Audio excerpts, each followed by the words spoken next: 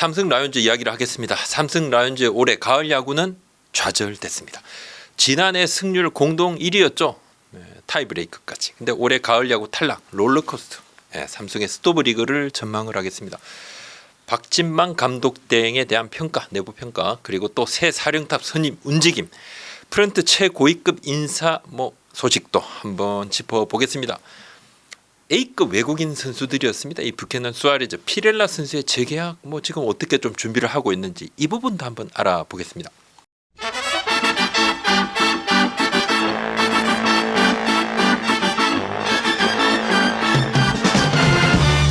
올해 삼성은 또 지난해와 딴판입니다. 지난해 정규 시즌 1위 타이브레이크까지 치렀습니다. 삼성이 또 올해 급추락을 했고 급기야 허삼영 감독이 중도 하차를 했습니다. 후반기에 반등을 했지만 전반기 너무 많이 까먹었으니까 이것이 결정적이었고 최근 가을 야구 탈락이 확정이 됐습니다. FA 첫 해를 맞이한 백정현 선수의 부진, 패가 너무 많았고 또 BFA 단연 계약을 한 구자욱 선수도 부진했고 이것도 상당히 결정적인 아쉬움이고 선수들의 줄부상 그리고 코로나 후유증도 이것도 또 걸림돌이었죠. 외국인 선수 3명이 정말 잘했습니다. 근데 외국인 선수 셋만 너무 잘했습니다. 그죠? 9월 들어 본다면 엔트리의 지금 3분의 1 가량이 20대 초반의 젊은 선수들입니다. 이들 보는 맛에 삼성의 많은 팬들께서 정말 이 성적에도 야구장을 찾아주셨는데 성적은 곤두박질. 그런데 이 성적에 비하면 정말 많은 야구 팬들이 대구 삼성 라이온즈 파크를 찾으셨는데 지금 한 경기 남기고 68만 명이 넘습니다. SSG 그리고 LG 트윈스 요 다음에 전체 입장관 중 3위입니다. 삼성이. 더욱 놀라운 것은 10월 8일 내일이죠.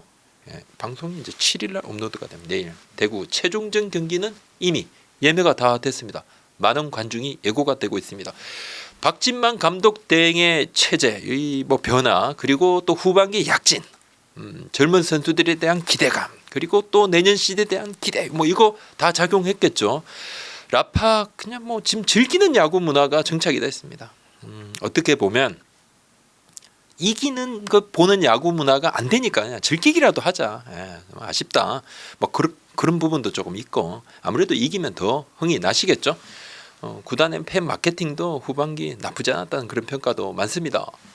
박진만 감독 등 얘기를 좀 해보면요. 내부 평가 좋습니다. 좋을 수밖에 없는 것이 성적이 말해줍니다. 8월 2일부터 딱 시작을 해서 26승 21패 전체 4위입니다. 팀 타율은 2할 8분 3리로 그 기간 요 기간에 박진만 대행이 딱 지휘봉을 잡고 그 기간에는 전체 리그 1위 또 팀 평균 자책점도 그 기간에 4.11로 5위입니다.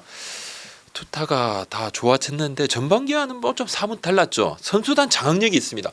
허삼영 감독이 신세대 선수들에 맞는 좀 다정다감한 그런 사령탑. 근데 박진만 대행은 좀 카리스마형에 가깝습니다. 강압적으로 찍어 누르는 그런 스타일은 물론 아닙니다만 코치진도 딱 그냥 휘어잡고 갑니다. 그리고 선수단도 어느 정도는 제어를 해서 데리고 가는 지도자여서 허삼영 감독 스타일하고는 완전히 좀 다르고 박진만 대행은 또 정무감각도 좀 있다는 그런 평가도 있는데 제가 내부 취재를 하면서 조금 놀란 것은 삼성 선수들의 반응인데 좀 타이트한 분위기입니다. 분위기가 좀 타이트해졌죠. 근데 오히려 선수들이 그렇게 어려워하거나 싫어하지 않는다고 합니다. 선수들이 생각했던 약간 정형적인 그 스트레오 타입의 이제 감독상이잖아요. 보통 옛날 감독님 하면 이렇게 딱 있고. 근데 그래서 그런지 몰라도 일정 부분 제어받고 통제받는 것을 크게 불편해하지 않고 오히려 좀 더 편하게 생각하는 선수들도 꽤 있다고 하니까. 물론 성적도 나고 동기부여도 되고 하니까 선수들도 좀 좋아하는데 어린 선수들이 한두 명이면 불편하겠지만 요 선수들이 또 여러 명이면 서로 힘을 내는 부분도 있겠죠.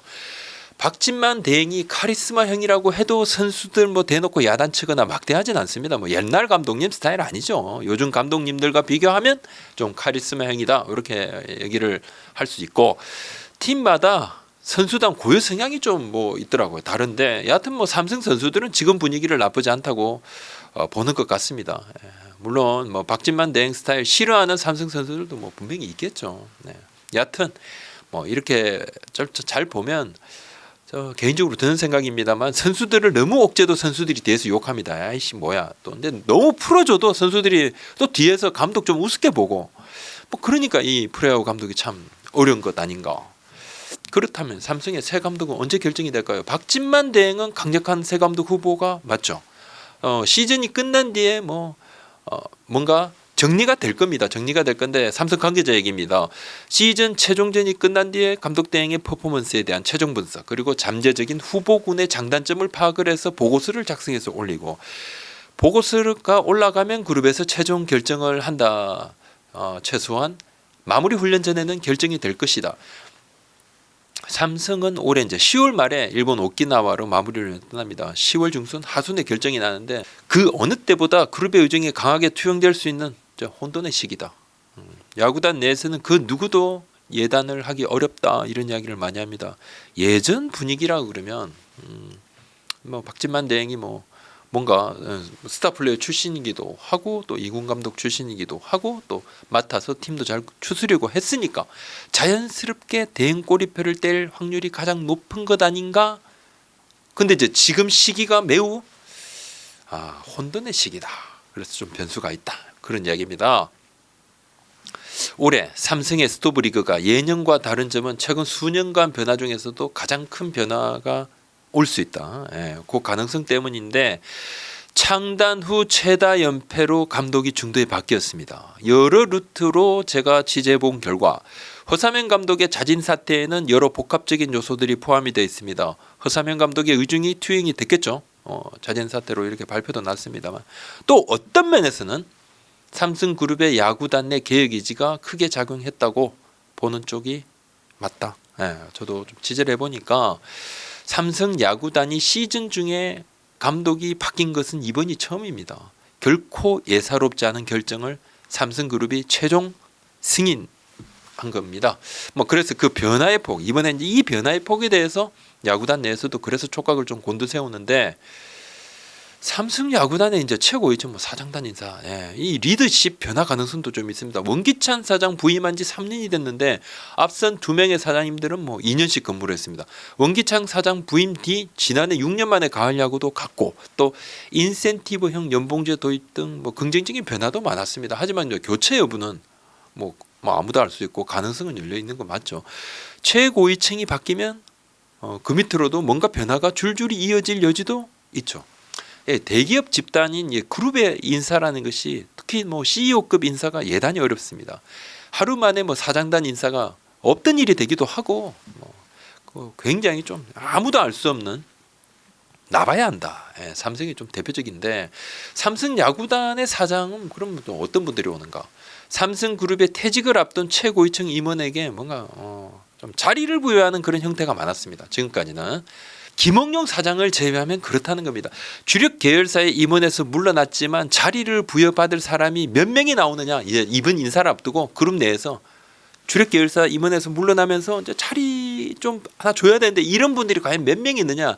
이것이 바로 또 최고 관건이 되니까 아주 알 수가 없다는 겁니다. 사실 지금 사장님의 임기가 몇 년이 됐고 몇 년이 남았고 이거보다는 그룹 내에 이제 복합적인 인력 재배치, CEO급의 인력 재배치 이 구조가 중요하니까 사실 아무도 알 수 없죠. 하지만 시즌 중에 감독 리더십 교체라는 칼을 빼들었다 삼성그룹이.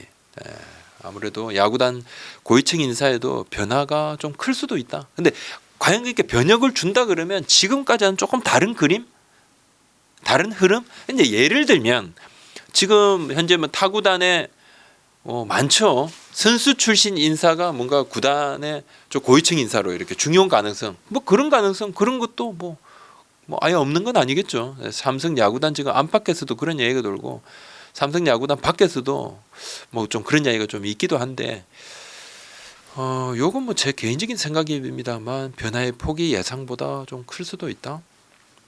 아무튼 그렇습니다. 한번 지켜보겠습니다. FA 얘기인데 그룹에 관심이다. 그룹이 야구단에 관심을 가진다. 그러면 이제 우리 팬들께서도 관심만 가진 건 무슨 의미 있어? 관심은 따로 투자 의지 이렇게 연결이 되는데 야구단 인프라에 투자하는 것도 필요하겠죠. 처음에는 제일 먼저 지었습니다. 2군 경기장을 경산 볼파크. 근데 지금 경산 볼파크보다 LG라든지 두산이라든지 더 좋습니다. 인프라에 대한 투자도 필요하겠지만 보통은 투자 의지다 그러면 외부 FA 영입. 내부 FA는 무조건 잡는 거고 외부 FA 영입을 좀 떠올리게 됐는데 삼성의 외부 FA 영입 가능성은 딱 지금 현재로서는 검토된 바가 없다는 겁니다. 지금 현재로서는 구단 내부적으로는 올해 부진은 전력 운영에 뭔가 좀 문제.